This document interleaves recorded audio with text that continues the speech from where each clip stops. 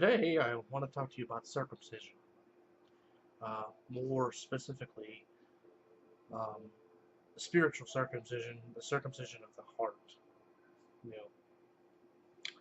know, is it necessary? Does it change the way we do things? How might it affect your service to God? Well, first off, was it important? Well, if we look in Deuteronomy, chapter 10, verse 16, it says, "Circumcise therefore the foreskin of your heart and be no more stiff-necked." So I mean, if Jehovah God's telling them, look, you're just not getting it. You know, you need to circumcise your heart so that you're not so stiff-necked. So that you don't keep rebelling. You know, you start to love what I love and hate what I hate.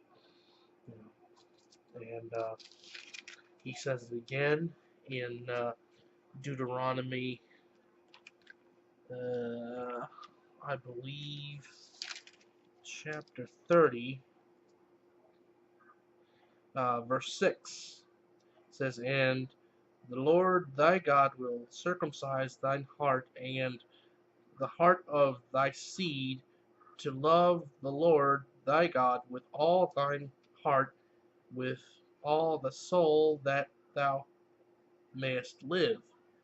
So he wants us to live. He wants us to get it right. And literally, um, the only way we can do that, in reality, is that, we change our hearts. We begin to love him out of a spirit of truth. We begin to love him for who he is instead of what we think we're getting. Because, I mean, if it's all about just getting a ticket to heaven, that's not really loving the Creator. Loving a Creator, that's given us pretty much everything, given our children things, and literally gave us the keys to the kingdom. If we would just be obedient and recognize His Son's authority, that's pretty straightforward. I mean, Jesus Himself said, hey, where your treasure is, your heart's going to be also. Where your heart is, your treasure will be also. Which basically means, you're going to follow your heart one way or the other. You know, and if you have a heart for God and you love God, and you really love the things of God, if He told you to do something, even if it seemed a little off color, you would be more apt to do it because you love Him, and you'll keep doing it because you care, even when no one's looking, because you love Him. And that doesn't stop when no one's looking. Whereas if you simply just you're afraid of God, then when you don't think He's looking, or when nobody notices, you're gonna kind of take it easy, kick your feet back, whatever, and you're not gonna take it quite so seriously, you know.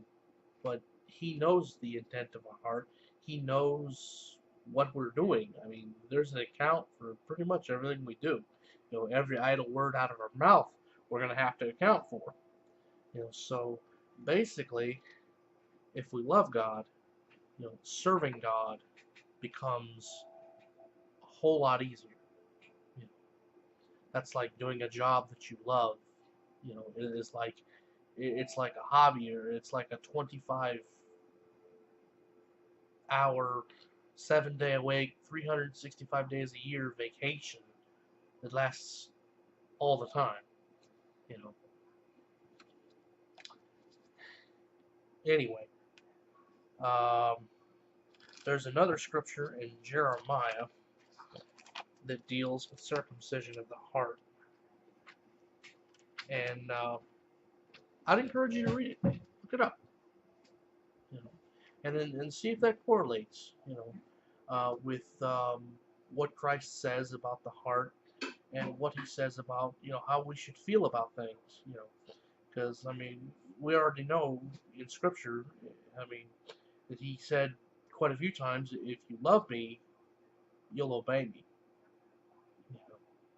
You know, and that's what it boils down to. You know. Anyway, hopefully this helps some people, and may God richly bless you. Thank you.